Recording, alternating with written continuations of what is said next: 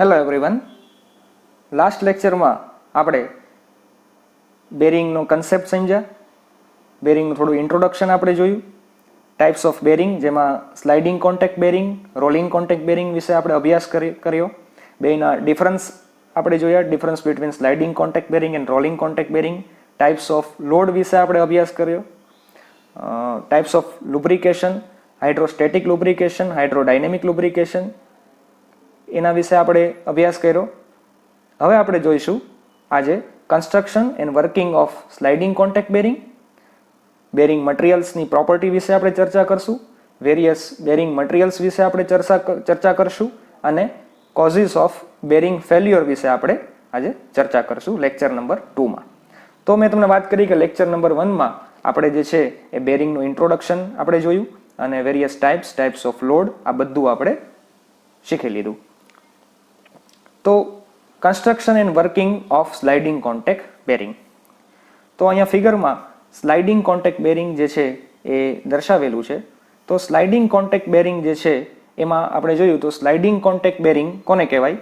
તો કે જેમાં સ્લાઇડિંગ ફ્રિક્શન થતું હોય અને પ્રાઇમરી મોશન જે છે એ જર્નલ અને બેરિંગ વચ્ચેની જે પ્રાઇમરી મોશન જે છે એ સ્લાઇડિંગ ટાઈપની હોય, એને આપણે કહેશું સ્લાઇડિંગ કોન્ટેક્ટ બેરિંગ, જેમાં સ્લાઇડિંગ ફ્રિક્શન થતું હશે. તો આ આપણે બેરિંગ જોઈએ તો એમાં મેઇન જે છે એ 2 એલિમેન્ટ્સ છે, સ્ટેડી સ્ટેટ એલિમેન્ટ અને રોટેટિંગ એલિમેન્ટ. હવે સ્ટેડી સ્ટેટ એલિમેન્ટ કોને કહેવાય? તો કે સ્ટેડી સ્ટેટ એલિમેન્ટમાં આપણે બેરિંગને લઈશું કે જેમાં હાઉસિંગ આવે છે. ઓકે, એ સ્ટેડી સ્ટેટ એલિમેન્ટ છે. અને રોટેટિંગ એલિમેન્ટમાં આપણે લેશું જર્નલ. જર્નલ જે છે એ રોટેટિંગ એલિમેન્ટ છે. અને એક ખાસ આપણે જોઈએ તો બેરિંગ અને જર્નલ આ બંને વચ્ચેની જે સરફેસ જે છે એને આપણે સેપરેટ કરેલી છે લુબ્રિકન્ટથી. ઓકે, બંને વચ્ચે જે છે એ થિન ફિલ્મનું લુબ્રિકન્ટ છે. ઓકે, તો આપણે જોઈએ હાઉસિંગ. ઓકે, હવે ક્લિયરન્સ શું છે? ક્લિયરન્સ જે છે એ બેરિંગની અંદર જર્નલ હોય છે, સાફ્ટ હોય છે. તો બેરિંગ અને જર્નલ આ બંને વચ્ચે જે સ્પેસ રહે છે એને આપણે કહેશું ક્લિયરન્સ. ઓકે, આ જે છે એ ઓઇલ ઇનલેટ છે, એટલે અહીંથી ઓઇલ એન્ટર થશે. જો તમે હાઇડ્રોસ્ટેટિક લુબ્રિકેશન કરતા હો તો તમે એક્સટર્નલી ઓઇલ જે છે એ સપ્લાય કરો. તો આ જે છે એ એનું કન્સ્ટ્રક્શન છે સ્લાઇડિંગ કોન્ટેક્ટ બેરિંગનું. આપણે આગળ જોયું હતું કે ભાઈ લોડ કઈ રીતે સ્લાઇડિંગ કોન્ટેક્ટ બેરિંગ જે છે એ કેરી કરી શકે, કે ભાઈ લોડ કઈ રીતે લઈ શકે. તો કે ભાઈ આપણે જોયું હતું કે જે લુબ્રિકન્ટ જે છે એ રેઝિસ્ટન્સ ટુ મોશન ક્રિએટ કરશે જર્નલનું. જર્નલ જ્યારે રોટેટ થતી હશે ત્યારે લુબ્રિકન્ટ જે છે એ રેઝિસ્ટન્સ ટુ મોશન એટલે કે જર્નલની જે મોશન જે છે એને રેઝિસ્ટ કરવાની ટ્રાય કરશે, અને રેઝિસ્ટ કરશે એના કારણે પ્રેશર ડિસ્ટ્રીબ્યુશન થશે અને પ્રેશર ડિસ્ટ્રીબ્યુશનના કારણે એ જે છે એ લોડ કેરી કરી શકશે. એ આપણે આગળ જોયું હતું. તો આ જે છે એ કન્સ્ટ્રક્શન છે સ્લાઇડિંગ કોન્ટેક્ટ બેરિંગનું. આમાં મેઇન યાદ રાખવા જેવું શું છે? જ્યારે તમે કન્સ્ટ્રક્શન પૂછાય એક્ઝામમાં તો કન્સ્ટ્રક્શનમાં તમારે જે છે એના ખાસ સ્ટેડી સ્ટેટ એલિમેન્ટ અને રોટેટિંગ એલિમેન્ટ કોને કહેવાય એ તમે ખાસ યાદ રાખો. સ્ટેડી સ્ટેટ એલિમેન્ટમાં બેરિંગ આવે છે અને રોટેટિંગ એલિમેન્ટમાં આપણે જર્નલને કેસ અથવા સાફ્ટને આપણે લઈએ છીએ. અને આમાં કયું ફ્રિક્શન થશે? તો કે આમાં સ્લાઇડિંગ ફ્રિક્શન થશે. ઓકે, સ્લાઇડિંગ કોન્ટેક્ટ બેરિંગ શું કામ કહેવાય છે? તો કે જર્નલ પ્રાઇમરી મોશન જે છે એ જર્નલ અને બેરિંગ વચ્ચેની સ્લાઇડિંગ ટાઈપની હોય છે, એટલે આપણે સ્લાઇડિંગ કોન્ટેક્ટ બેરિંગ કહીએ છીએ. સ્લાઇડિંગ ફ્રિક્શન જે છે એ વધારે હશે રોલિંગ ફ્રિક્શન કરતા. ઓકે, એટલે એમાં ફ્રિક્શન વધારે થશે compare to rolling contact bearing. એ ખાસ યાદ રાખો. તો હવે આપણે આગળ જોઈએ.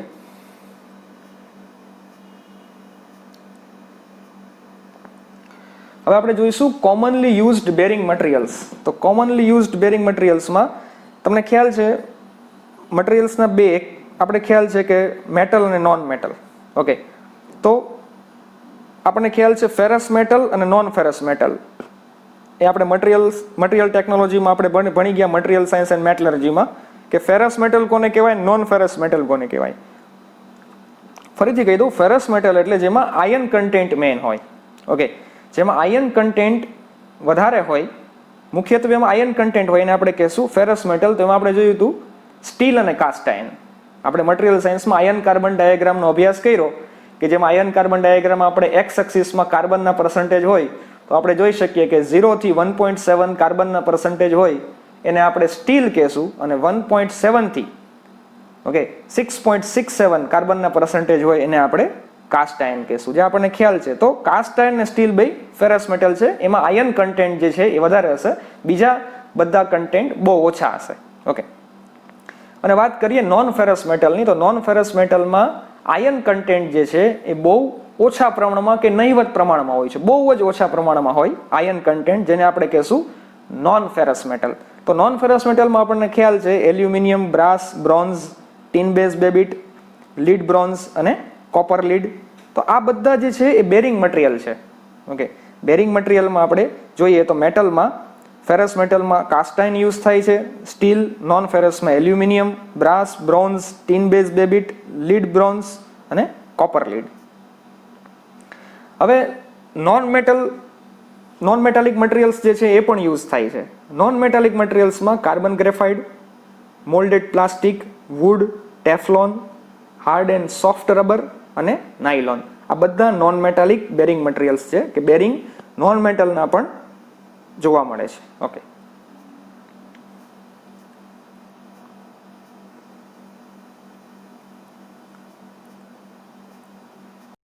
Metallic bearing materials.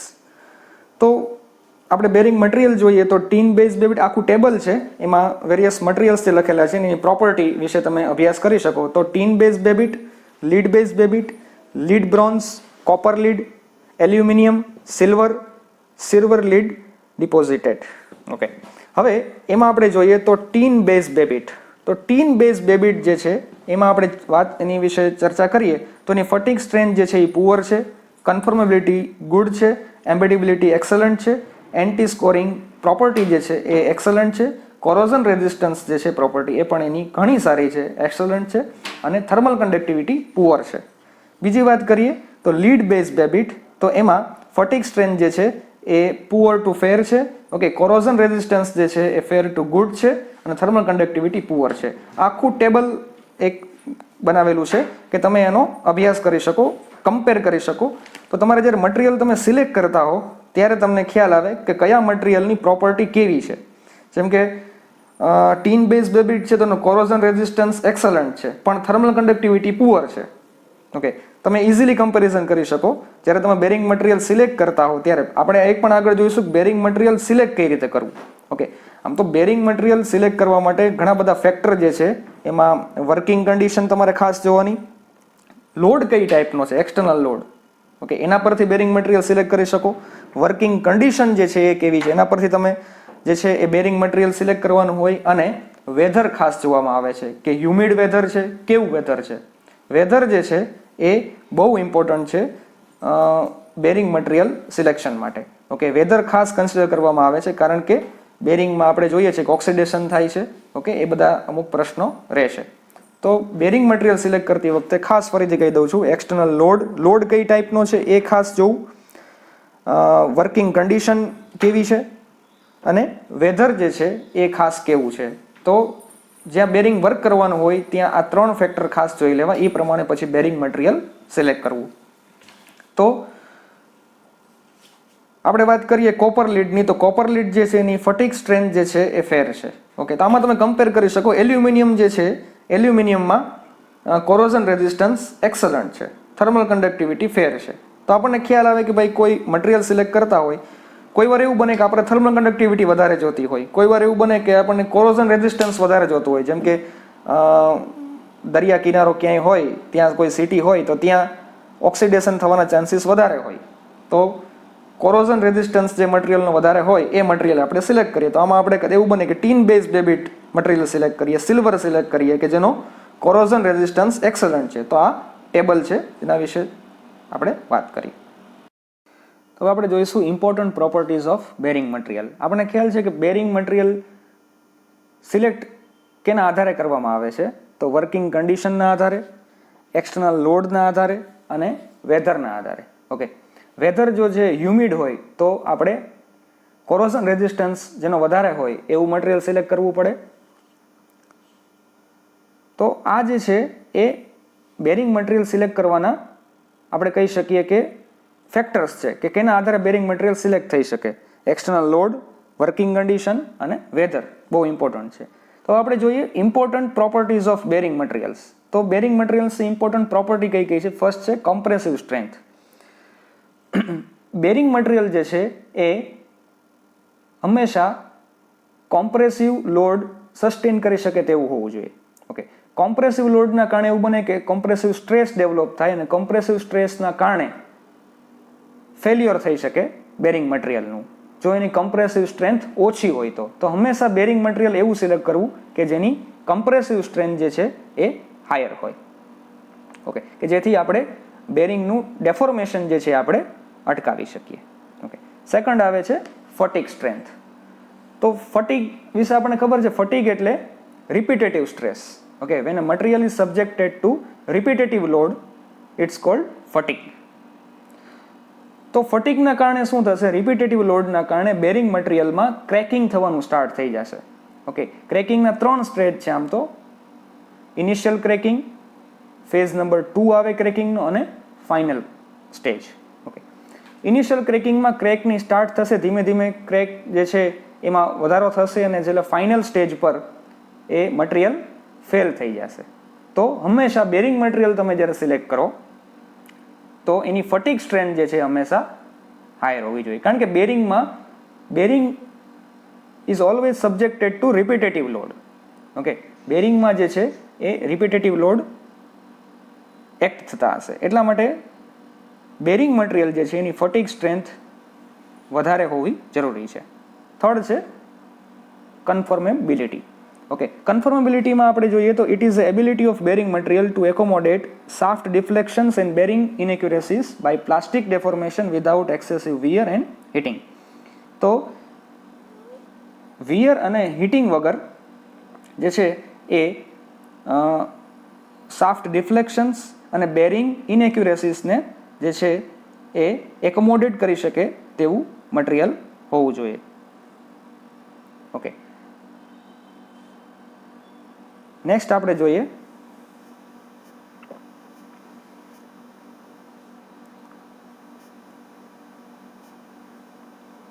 એમ્બેડિબિલિટી. It is the ability of bearing material to accommodate small particles of dust, grit, etc. without scoring the material of journal. તો જર્નલના મટીરિયલને જે છે એ અફેક્ટ ન થાય, બરાબર છે, એને કંઈ એને ટચ ન થાય એના વગર જે છે એ આપણે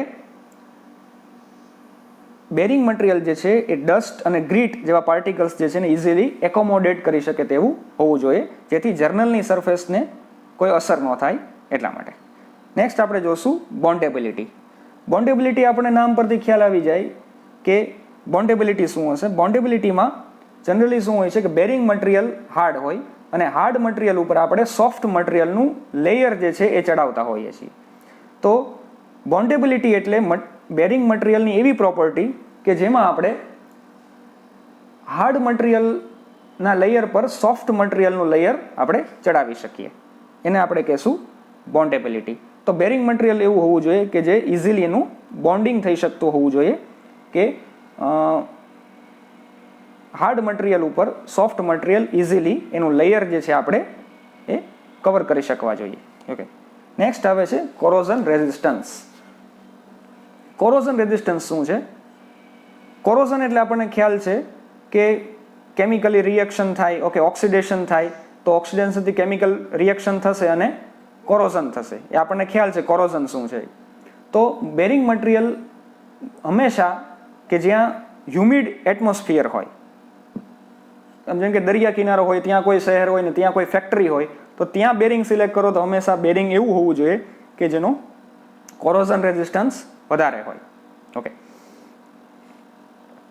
કે જેથી કોરોઝન થવાથી શું થશે? કોરોઝન થવાથી જે છે એ મટીરિયલ ફેલ થઈ શકે. જો વધારે કોરોઝન થાય તો બેરિંગ મટીરિયલ ફેલ થઈ શકે. ઓકે, અને ખાસ લુબ્રિકેટિંગ ઓઇલ હશે. ઓકે, લુબ્રિકેટિંગ ઓઇલ એ જે છે એ કેમિકલી રિએક્ટ ન થવું જોઈએ બેરિંગ મટીરિયલ સાથે. જો એની સાથે કેમિકલી રિએક્ટ થાય તો એવું બની શકે કે કોરોઝન પોસિબલ થાય. ઓકે, તો એવું ન થવું જોઈએ. તો હંમેશા લુબ્રિકેટિંગ ઓઇલ જે છે એ બેરિંગ સરફેસ સાથે કેમિકલી રિએક્ટ ન થવું જોઈએ. અને કોરોઝનના કારણે બેરિંગનું જે પરફોર્મન્સ જે છે એ જો કોરોઝન હોય બેરિંગમાં, ઓકે, તો એવું બને કે એનું પરફોર્મન્સ ડાઉન થઈ જાય.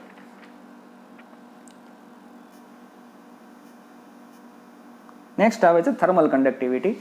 થર્મલ કન્ડક્ટિવિટી બેરિંગ મટીરિયલની હંમેશા હાયર હોવી જોઈએ.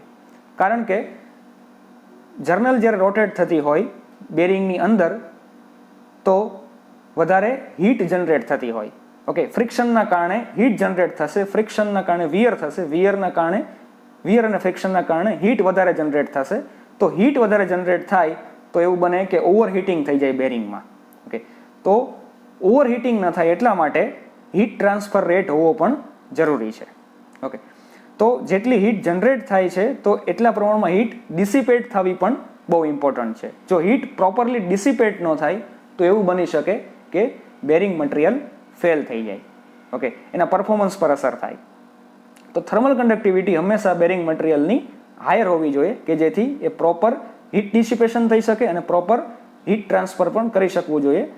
જેનાથી ઓવરહીટિંગ થાય તો એવું બને કે બેરિંગ મટીરિયલ ફેલ થઈ જાય. નેક્સ્ટ આવે છે થર્મલ એક્સપાન્શન. તો થર્મલ એક્સપાન્શન જે છે એ એનો કોએફિશિયન્ટ જે છે એ ઓછો હોવો જોઈએ. Okay, low coefficient of thermal expansion હોવું જોઈએ કે જેના કારણે શું થાય કે જો કોએફિશિયન્ટ ઓફ થર્મલ એક્સપાન્શન વધારે હોય તો એવું બને કે બેરિંગનું ડેફોર્મેશન થાય. ઓકે, બેરિંગની સાઇઝમાં વધારો થઈ જાય. ઓકે, તો બેરિંગ મટીરિયલ જે છે એ કારણ કે ટેમ્પરેચર હાયર ટેમ્પરેચર પર વર્ક કરતું હોય બેરિંગ. કોઈ વાર એવું બને કે બેરિંગનું ટેમ્પરેચર જ્યારે જર્નલની સ્પીડ વધારે હશે ત્યારે એવું બને કે ટેમ્પરેચર વધી જાય.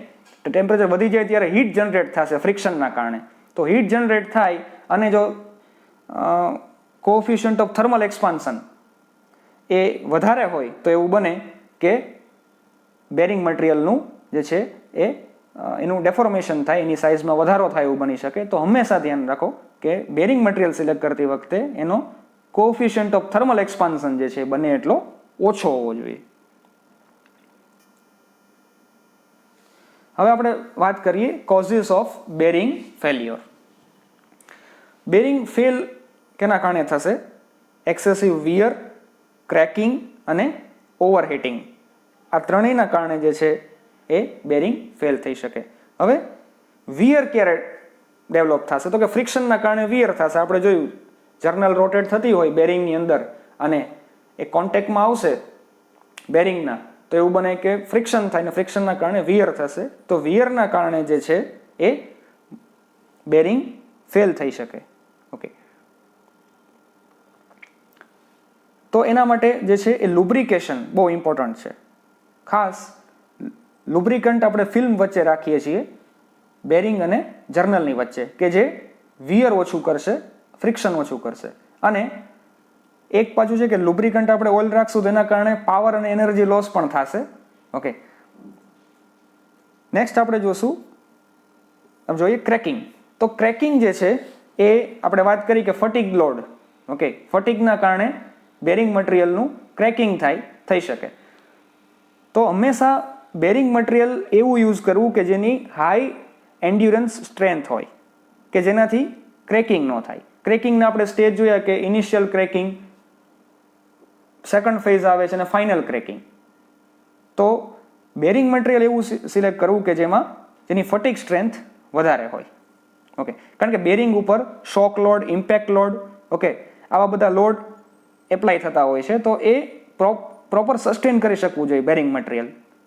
જો બેરિંગ મટીરિયલની ફટીગ સ્ટ્રેન્થ ઓછી હશે, ઓકે, બેરિંગ મટીરિયલનું જે છે એ ઇમ્પેક્ટ લોડ સસ્ટેન કરવાની કેપેસિટી ઓછી હશે, શોક નહીં સસ્ટેન કરી શકતું હોય તો એવું બને કે બેરિંગ ફેલ થઈ જાય. થર્ડ આવે છે ઓવરહીટિંગ. તો ઓવરહીટિંગ જો આપણે લુબ્રિકન્ટનો ઉપયોગ ન કરીએ, ઓકે, પ્રોપર આપણે લુબ્રિકેશન ન કરીએ બેરિંગમાં તો એવું બને કે બેરિંગનું ઓવરહીટિંગ થઈ જાય. અને ઓવરહીટિંગ જે છે એ આમ તો આપણે લુબ્રિકન્ટ ઉપયોગ નહીં કરીએ જેથી ઓવરહીટિંગ થશે અને ઓવરહીટિંગથી બેરિંગ ફેલ થઈ શકે. ઓકે, તો હંમેશા બેરિંગમાં પ્રોપર લુબ્રિકેશન રાખવું અને બંને એટલું ફ્રિક્શન ઓછું ક્રિએટ થાય. ઓકે, બે સરફેસ જે છે બેરિંગ અને જર્નલની સરફેસ વચ્ચે બંને એટલું ઓછું ફ્રિક્શન થાય એવા પ્રયત્ન કરવા. એટલે બને એટલે લો કોએફિશિયન્ટ ઓફ ફ્રિક્શન હોય એવું મટીરિયલ આપણે યુઝ કરવું જેથી ફ્રિક્શન ઓછું થાય. અને લુબ્રિકન્ટનો આપણે ઉપયોગ કરવો જેથી પ્રોપર હીટ ડિસિપેટ થઈ શકે અને ઓવરહીટિંગના કારણે બેરિંગ ફેલિયર ન થાય.